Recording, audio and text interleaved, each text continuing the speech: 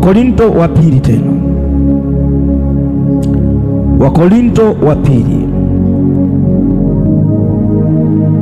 ile sura ya 5, ile sura ya 5 mstari wa 20. Sema, basi tu wajumbe kwa ajili ya Kristo, kana kwamba Mungu anaishi kwa vinywa vyetu. Mungu anaishi kwa vinywa vyetu. Nimekuambia ukikutana na Yesu ambaye yeye ni neno, na naelewa vizuri akisha kaa ndani yako, kile unachotamka manake ni kinywa cha Bwana kimetamka.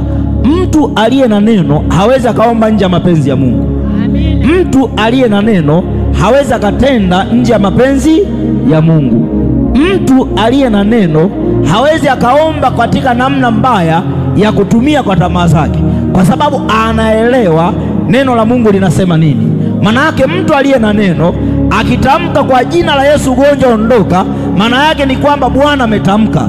Kwa nini Bwana anatamka? Ni kwa sababu yeye anafanyika kuwa kinywa cha Bwana.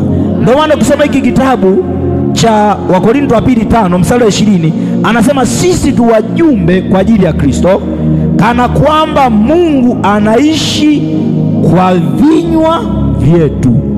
Mungu anaishi kwa vinywa vyetu. Kwa nini Mungu anaishi?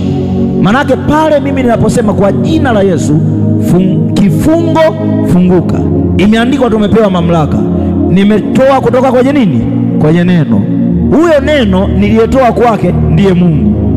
Huyo Mungu niliyetoa kwake ndiye Yesu. Sasa anasema sisi ni wajumbe wa Kristo, kana kwamba Mungu anaishi kwa vinywa vyetu. Manake kumbe maisha ya Mungu duniani yapo ndani ya vinywa vya wana wa Mungu. Amina. Kwa kinywa chako wewe ni kinywa cha Bwana.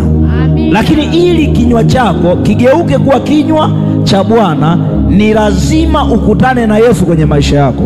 Amina. Unaweza ukawa unakuja kuabudu lakini bado haujakutana na Yesu. Amina. Huyu Yesu tunayemzungumzia ni yule Yesu ambaye alimgeuza kabisa Sauli, akasaulika kwamba alikuwa Sauli, ila kwa sababu historia ilikuwepo ikaandikwa, kwa sababu historia ilikuwepo na ndio maana inazungumzwa.